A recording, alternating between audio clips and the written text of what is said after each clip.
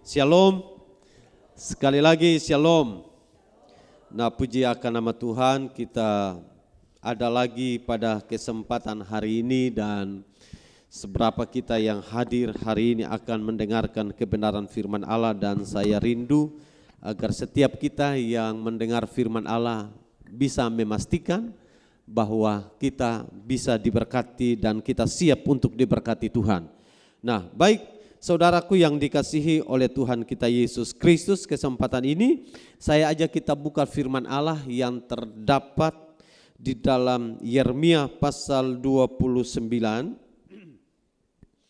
Yeremia pasal 29 ayat yang ke-11, kita akan baca ayat ini. Yeremia pasal 29 ayat yang ke-11.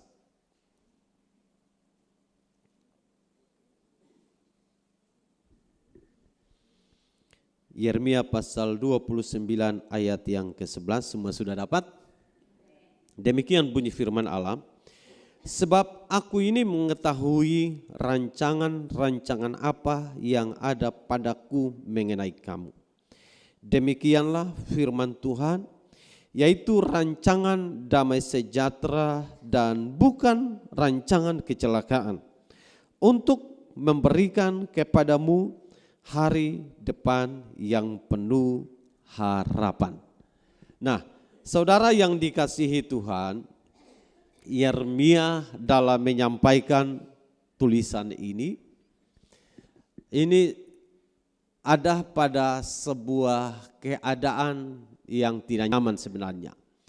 Yeremia tidak ada dalam keadaan yang baik sebenarnya, karena dalam ayat yang ke-10 firman Allah berkata, sebab beginilah firman Tuhan, apabila telah genap 70 tahun bagi Babel, barulah aku akan memperhatikan kamu, aku akan menepati janjiku itu kepadamu dengan mengembalikan kamu ke tempat ini. Jadi bicara bagian tentang Israel, bicara tentang Babel, maka akan terbawa pikiran kita semua bahwa bangsa Israel ketika mereka dibuang ke Babel atau diungsikan ke Babel atau diamankan ke Babel atau katakanlah dipaksa oleh tangan Tuhan, dipaksa untuk mereka dibuang ke Babel, dan keadaan ini membuat keadaan bangsa Israel yang saya pastikan bahwa pasti tidak enak.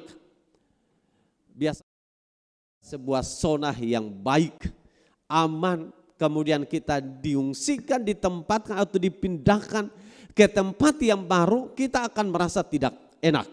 Dan itu yang dialami oleh bangsa Israel. Firman Tuhan datang kepada Yeremia. Dan Yeremia menyampaikan firman ini kepada bangsa Israel. Bahkan ketika firman ini datang kepada Yeremia untuk disampaikan. Nah, tentu ketika Yeremia menyampaikan ini, pastilah bangsa Israel yang kita kenal bangsa yang tidak dengan mudah menerima sesuatu, karena mereka punya reaksi yang berbeda ketika tangan Tuhan datang kepada bangsa ini. Mereka memberontak, kemudian mereka menolak, dan akhirnya ketika Yeremia menyampaikan ini, saya percaya respon mereka menjadi respon yang negatif. Kenapa? Karena bangsa Israel menjadi bangsa yang kita tahu bersama, Alkitab katakan mereka adalah bangsa yang tegar tengkuk. Dan ketika firman Allah ini disampaikan oleh Yeremia, tentu akan ada penolakan, ketidakpercayaan muncul bagi bangsa ini. Belum tentu, mungkinkah reaksi mereka belum tentu, kami tidak percaya, kami tidak yakin. Untuk kembali, mereka dikembalikan lagi ke tanah asal mereka. Mereka ada di Babel. Dan tentu mereka akan mengatakan tidaklah mungkin akan kembali lagi. Nah, firman Allah datang kepada Yeremia, dan tentu Yeremia harus bisa menyampaikan itu kepada bangsa Israel, bahwa Tuhan tidak merancangkan apa yang dikatakan dalam ayat yang ke-11, bahwa rancangan apa yang ada padaku mengenai kamu, demikianlah firman Tuhan, yaitu rancangan damai sejahtera dan bukan rancangan kecelakaan. Nah, perhatikan. Ini ironis atau ada sesuatu yang berbeda dari fakta. Faktanya bahwa mereka ada di pembuangan. Tuhan mengatakan bahwa rancangan bukan kecelakaan tapi rancangan damai sejahtera. Apa yang tadi saya katakan, sesuatu yang berbeda antara fakta dan kebenaran firman Allah. Tapi sekali lagi kalau dari ayat ini kita perhatikan bahwa Tuhan punya maksud tersendiri, Tuhan punya rencana tersendiri bagi bangsa ini untuk kemudian mereka dibuang ke Babel. Dan rencana Tuhan inilah yang tidak dipahami oleh bangsa Israel. Saya ingin mengatakan pesan yang sama, bahwa kadang dalam sebuah peristiwa-peristiwa hari-hari kehidupan, dan ketika sebuah peristiwa menimpa kita, kadang penolakan bisa terjadi sama seperti bangsa ini. Ketika kita ada dalam sebuah situasi yang saya bisa katakan pada sebuah situasi dengan harapan semua menjadi baik, dengan harapan semua menjadi indah. Tapi ketika faktanya berbeda dengan harapan, kita mungkin akan mengatakan, tidaklah mungkin. Bahkan kadang bisa terjadi apa yang kita baca hari ini berbeda dengan apa yang kita alami. Kita mengatakan, Pak, firman Tuhan katakan Tuhan tidak membuat sebuah rancangan kecelakaan. Tapi kenapa saya alami hari ini? Mungkin yang disebut kecelakaan tidak berarti kita mengalami katakanlah ketabrakan atau apalah. Tapi kadang bisa yang disebut dengan kecelakaan itu, ini bicara tentang sesuatu yang tidak aman kita alami. Dan kadang bisa terjadi buat saya dan saudara. Alkitab katakan demikian, tapi faktanya begini. Nah, ketika faktanya yang kita alami berbeda dari keinginan, dari impian, dari harapan kita, kadangkala respon kita akan mengatakan, nah bagaimana mungkin firman Allah berkata begini, tapi kenyataannya begini. Nah, kenapa ini terjadi? Karena keterbatasan pemahaman pengetahuan kita untuk bisa menyelami semua perbuatan-perbuatan Allah. Keterbatasan kita untuk bisa mengerti dengan baik semua desain Allah buat saya dan saudara. Dan keterbatasan itulah membuat reaksi kita, respon kita berbeda satu dengan yang lain. Dan ini juga dialami oleh bangsa Israel. Apa yang kemudian firman Allah disampaikan kepada Yeremia. Dan Yeremia harus bisa menyampaikan itu kepada bangsa Israel. Agar supaya apa? Yang pertama, poin pertama yang kemudian saya bisa sampaikan bahwa agar supaya bangsa ini tahu apa yang sedang Allah buat bagi bangsa Israel. Dan supaya bangsa Israel tahu diri. Supaya bangsa Israel mengerti bahwa tangan Tuhan itu hebat dan besar, perkasa adanya perbuatannya dibanding manusia yang terbatas dalam segala hal. Agar supaya bangsa Israel mengerti bahwa ternyata diri mereka itu terlalu kecil di hadapan Tuhan. Dan tentu ini juga bagian yang sama dalam hidup kita. Bahwa segala hal dalam dunia ini, dalam kehidupan kita, ternyata hanya Tuhan yang bisa berkuasa menolong kita. Dan manusia terbatas adanya. Dan ternyata manusia tidak bisa melakukan segala sesuatu. Hanya Tuhan yang bisa melakukan segala sesuatu. Dalam terjemahan firman Allah yang hidup, firman Allah berkata begini dalam ayat yang ke-11. Karena aku mengetahui segala rencanaku bagimu. Jadi kalau andaikan saya punya rencana, saudara tidak tahu. Tapi apa yang saya buat bagi saudara contoh untuk yang terbaik. Dan kadang-kala yang terbaik yang saya ingin buat saudara tidak paham. Saudara tidak mengerti. Tapi saya mengerti karena itu rencana saya. Tuhan, sekali lagi saya ulangi bahwa desain Tuhan, rencana Tuhan, rancangan Tuhan itu yang terbaik. Dan yang terbaik karena Tuhan tahu apa yang mau dia buat anak-anak. Dia tahu apa yang dia buat. Ibarat saudara punya anak dan saudara mau buat sesuatu, selaku orang tua, dan saudara tahu yang terbaik untuk anak-anak. Walaupun kadang anak-anak memberontak karena mereka tidak mengerti apa yang apa yang ingin saudara lakukan buat anak-anak. Kadang anak-anak bisa memberontak karena anak-anak tidak mengerti apa yang ada dalam hati saudara selaku orang tua. Tapi saudara selaku orang tua tahu apa yang saudara buat yang terbaik. Nah, Tuhan sama, jauh lebih dari orang tua. Dan Tuhan melakukan segala sesuatu, rencana Tuhan. Tuhan tahu apa yang dia buat, apa yang dia lakukan itu baik adanya. Dan karenanya firman Allah berkata, karena aku mengetahui segala rencanaku bagimu. Demikianlah firman Tuhan, rencana-rencana itu untuk kebaikan. Saudara perhatikan, rencana-rencana itu untuk kebaikan, bukan untuk keburukan. Nah, kalau kemudian dalam terjemahan firman Allah yang hidup, rencana-rencana Tuhan itu bukan untuk keburukan, tetapi untuk kebaikan. Dalam terjemahan lain dikatakan bahwa rencana damai sejahtera. Dalam terjemahan firman Allah yang hidup dikatakan rencana-rencana itu untuk kebaikan. Nah, jadi saudara bayangkan ketika Tuhan menciptakan manusia pertama. Dia mendesainnya dengan sebegitu rupa. Kemudian kita hidup sampai dengan detik hari ini. Dia mendesain kehidupan saya dan saudara dari masa kecil kita tidak tahu. Nanti suatu ketika nanti saya menjadi seperti apa.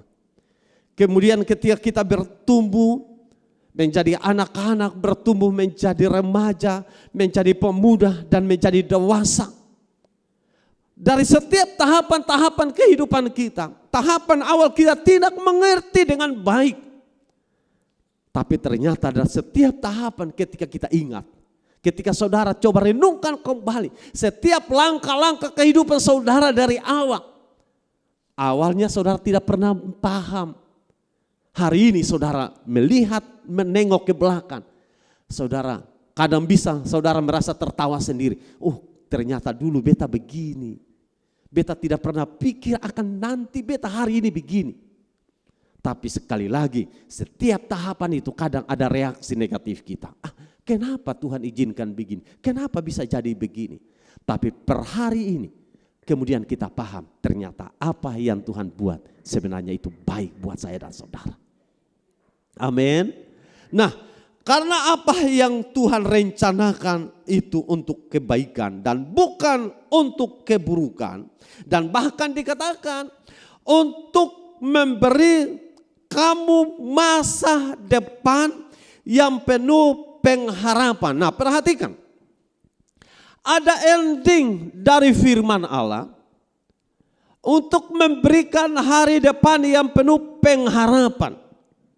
Nah, kenapa muncul ada kata hari depan yang penuh pengharapan? Karena kita tidak sedang berjalan mundur. Tahun 2021, hari ini tanggal 26 ya. Dan tinggal 5 hari, tahun 2021 selesai. Saudara mau marah seperti apapun, saudara mau protes seperti apapun, tetapi tahun 2021 beberapa waktu lagi selesai. Artinya apa? Kehidupan saya, kehidupan saudara tidak berjalan mundur. Ada orang yang mengatakan andaikan waktu itu bisa diputar kembali. Tapi sekali lagi itu andai kata. Itu hayalan. Faktanya kita akan terus berjalan. Faktanya kita akan terus menjalani kehidupan. Dan karenanya firman Allah jelas. Dikatakan bahwa untuk memberi kamu masa depan yang penuh harapan. Karena memang kehidupan kita tidak berjalan mundur. Kita akan terus berjalan maju. Nah, persoalan untuk berjalan maju. Apa yang bisa kita buat untuk sesuatu yang ada di depan? Untuk bisa buat sesuatu yang ada di depan, maka hari-hari perjalanan ini itu menjadi hari-hari yang layak, patut untuk dibenahi setiap langkah, setiap tahap demi tahap di dalam kehidupan kita. Untuk bisa membenahi dari tahap satu ke tahap yang lain. Ada istilah yang kita kenal dengan namanya yang disebut dengan proses. Dan kadang kita tidak siap dengan sesuatu yang namanya proses. Kadang justru manusia ini lebih cenderung instan, cepat, tidak mau proses.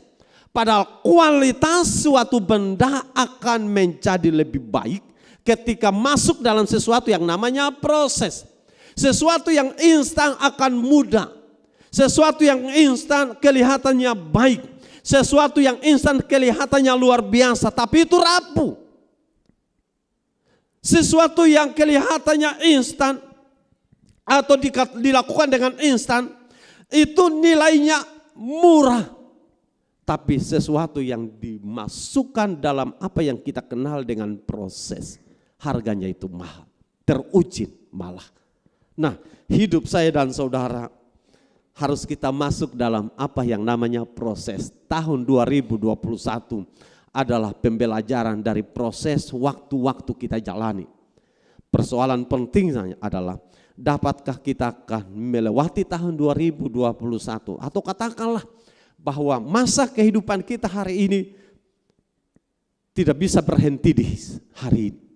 Masa kehidupan kita masih akan terus berjalan. Dapatkah kita menjalani hari-hari kehidupan kita seturut dengan harapan Tuhan, seturut dengan keinginan Tuhan, seturut dengan firman Tuhan yang dikatakan bahwa supaya saya dan saudara ini punya masa depan yang penuh dengan harapan. Kita mendefinisikan kata masa depan yang penuh dengan harapan itu ada dua. Yang pertama, masa depan berkaitan dengan kehidupan kekekalan. Dan yang kedua, masa depan terhadap apa yang sejauh di mana kita bisa lakukan untuk kehidupan sejauh di mana kita hidup di dunia. Nah, berkaitan dengan kehidupan kita ada di dunia. Sekali lagi saya tadi katakan bahwa kita sedang terus akan masuk dalam proses demi proses kehidupan. Kita tidak bisa mengatakan bahwa karena beta sudah lanjut usia dan berhenti, tidak bisa. Sejauh di mana kita masih hidup, kita masih terus akan berproses. Nah, untuk bisa berproses terkait dengan kehidupan kita di dunia yang berujung dan berdampak kepada kehidupan kekekalan. Karena apa, saudara? Kehidupan kekekalan itu ditentukan dari kehidupan proses di mana kita hidup di dunia. Orang tidak bisa katakan bahwa ya saya hanya mau lihat kepada kekekalan, tidak mau pusing dengan kehidupan di dunia. Itu juga omong kosong. Karena sejauh di mana kita hidup di dunia, tuntutan kehidupan di dunia itu sekali lagi dibutuhkan. Nah, apa saja? Contoh saja berkaitan dengan ujung sebuah kehidupan kekekalan, karena kekekalan itu adalah ending dari segala hal. Tetapi proses menuju kepada kekekalan dibutuhkan apa yang namanya proses selama kita ada di dunia. Nah, kehidupan kita di dunia ini punya tugas yang Tuhan beri buat saya dan saudara. Dapatkah kita melakukan tugas di mana kita hidup di dunia ini? Dapatkah kita melaksanakan tugas yang Tuhan percayakan buat saya dan saudara? Dapatkah kita memaksimalkan agar supaya hidup saya, hidup saudara bisa berdampak, dan untuk berdampak itu tujuan Allah buat saya dan saudara. Dan kadangkala kita justru salah memanfaatkan, salah menggunakan kepercayaan Tuhan buat saya dan saudara selama kita hidup. Saya rindu supaya sejauh di mana kita hidup dunia, kita tetap bisa berdampak bagi kepentingan kerajaan Allah. Dan untuk berdampak tidak perlu ada orang yang terlalu berambisi terlalu tinggi. Orang bisa mengatakan nanti beta jadi presiden dulu, atau nanti beta menjadi pemimpin dulu, atau nanti beta menjadi penguasa dulu. Saya mau ingin mengatakan di dalam kesederhanaan kita bisa berdampak untuk kepentingan kerajaan Allah. Dengan hidup saudara, saudara bisa berdampak. Apa yang bisa saudara lakukan untuk bisa berdampak? Banyak hal yang tidak perlu saya urutkan satu persatu dalam kehidupan kita. Tetapi sejauh di mana saudara hidup di dunia dan saudara bisa melakukan sesuatu yang terbaik, saya pastikan Tuhan akan memberkati saya dan saudara. Karena itu tujuan dan itu tugas yang Tuhan taruh buat saya dan saudara. Dan kalau itu tugas yang Tuhan percayakan buat saudara dan saya, maka kita harus bisa mengerjakan tugas itu. Alkitab hanya memberikan kepada kita tugas-tugas penting. Tapi saya hanya mau mengatakan bahwa dalam kitab Wahyu dikatakan, kerjakanlah keselamatanmu dengan takut dan gentar. Kenapa itu penting? Saya ingin menyampaikan pesan ini. Karena itu ada hubungannya dengan proses dalam kehidupan kita. Orang yang kemudian diberkati ketika dia hidup menjaga keselamatan dengan takut dan gentar. Seseorang bisa sukses ketika dia takut kepada Tuhan. Seseorang bisa berhasil ketika dia itu takut kepada Tuhan. Tapi ketika dia tidak takut kepada Tuhan, akan ada banyak berkat yang kemudian dialihkan. Nah, kenapa saya katakan akan ada banyak berkat dialihkan? Karena memang kita tidak siap. Tapi orang yang siap, karena memang dia takut Tuhan, Tuhan akan menyediakan contoh. Ketika Salomo berdoa, dan dia tidak minta harta, dia tidak minta kekayaan. Yang dia minta apa? Cuma hikmat. Dan kemudian Tuhan memberikan kepada Salomo kekayaan dan lain-lain. Bukan hanya hikmat, tapi Salomo diberikan oleh Tuhan kekayaan, kekuasaan dan lain sebagainya. Kenapa? Karena Salomo minta hikmat supaya dia bisa hidup benar di hadapan Tuhan, tetapi juga agar supaya bisa tidak menyimpang ke kiri dan ke kanan. Nah, walaupun memang kita pahami dengan baik kisah tentang seorang Salomo, tetapi seorang Salomo telah memberikan kepada kita sebuah petunjuk pelajaran berharga bahwa ketika kita hidup takut akan Tuhan, Tuhan akan memberkati kita semua. Amin. Dan karenanya Alkitab juga jelas Tuhan menentukan kita bukan menjadi ekor tapi menjadi kepala. Sebenarnya ayat ini banyak orang menerjemahkannya atau dengan macam-macam terjemahan. Tapi sebenarnya kita kata bukan menjadi ekor dan menjadi kepala. Ini bicara tentang berkat-berkat spesial. Biasanya menjadi kepala atau menjadi pemimpin itu berkat spesial sebenarnya. Dan saya rindu agar supaya berkat spesial Tuhan buat saya dan saudara itu menjadi bagian buat saya dan saudara. Dan itu bisa terjadi ketika kita takut akan Tuhan. Sehingga kepintaran dimulai takut akan Tuhan. Amin. Hikmat takut akan Tuhan dimulai di sana. Artinya bahwa segala kekayaan, keberhasilan, kesuksesan dalam segala aspek, dalam segala lini kehidupan, sekali lagi takut akan Tuhan. Dan kalau takut akan Tuhan, saya bisa katakan itu menjadi kunci bagaimana berkat Tuhan mengalir buat hidupmu, buat hidupku, buat setiap kita. Dan karenanya kita belajar. Sekali lagi, apa yang terjadi di hari kemarin itu bagian dari pengalaman. Yang katakanlah kalau menyenangkan ya sudah menyenangkan. Kalau yang namanya kekeliruan, kesalahan itu buruk. Tapi itu pelajaran. Bagaimana kita jalan kehidupan hari depan. Karena apa? Karena Tuhan berjanji memberikan masa depan yang penuh harapan. Bukan masa belakang. Bukan masa lalu, bukan. Kalau Tuhan memberikan masa lalu yang penuh harapan, kita tidak mau maju ke depan, kita mundur saja. Tapi Alkitab katakan Tuhan memberi kita masa depan yang penuh harapan. Artinya apa yang ada di belakang ya sudah. Tidak perlu kita tangisi lagi saudara. Amin. Tidak perlu kita sesali lagi. Itu sudah terjadi. Bagaimana kita benahi? Saya punya kecenderungan tidak perlu ada penyesalan. Tidak perlu menangis dengan apa yang sudah ada di belakang. Pertanyaannya, kalau menangis bolehlah. Tapi pertanyaan tangisan itu apakah mampu memperbaiki kehidupan kita di hari depan? Ataukah hanya tinggal menangis tanpa memperbaiki sesuatu? Jauh lebih baik tanpa menangis memperbaiki sesuatu ke depan. Jauh lebih baik. Dan karenanya firman Allah ini menurut saya ini terlalu simpel. Terlalu sederhana firman Allah yang diterima oleh Yeremia. Tetapi ini mengandung sebuah kehidupan yang penuh dengan proses. Dan layak kita masuk dalam proses itu. Layak kalau kita masuk dalam bagian ini. Agar supaya apa yang Tuhan janjikan tentang masa depan yang penuh dengan harapan itu menjadi bagian dari janji Tuhan buat saya dan saudara. Dan kita masing-masing katakanlah kita mau pegang itu masa depan yang penuh dengan harapan. Dan saya tidak mau itu dialihkan ke orang lain. Saya tidak mau itu dipindahkan kepada orang lain. Saya rindu agar supaya janji tentang masa depan yang penuh dengan harapan itu untuk saya. Kalau kemudian orang lain itu untuk orang lain, tapi bagi saya itu untuk saya. Dan kalau untuk saya, maka kita akan kejar dengan cara apa? Takut akan Tuhan. Dan saya rindu tahun 2020 nanti, 22 nanti kita akan lewati, akan kita jalani 2021 selesai beberapa waktu lagi. Mari kita berjalan dengan sebuah harapan bahwa Tuhan berjanji.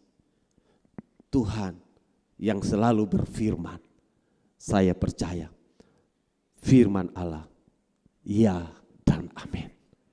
Kalau firman Allah ya dan amin, artinya firman Allah tidak pernah salah. Firman Allah tidak pernah keliru. Firman Allah benar adanya, dan kalau firman Allah benar adanya, saya mau pegang firman Allah. Saya pegang firman Allah. Apapun kata orang, saya mau pegang firman Allah. Karena ketika saya pegang firman Allah, akan memberikan hasil yang terlalu maksimal. Akan memberikan faedah, akan memberikan kegunaan yang sangat luar biasa. Dan karenanya saya mau pegang firman Allah. Saya mau pegang firman Allah. Kalau orang tidak setia, kalau orang tidak takut akan Tuhan, kalau orang bermain-main dengan dunia, saya mau tetap pegang firman Allah. Karena firman Allah memberikan faedah yang hebat dalam hidup saya, di mana ada masa depan, ada damai sejahtera akan menjadi bagian buat saya, akan menjadi bagian juga buat saudara. Tuhan Yesus memberkati kita semua lewat kebenaran firman Tuhan pada kesempatan ini.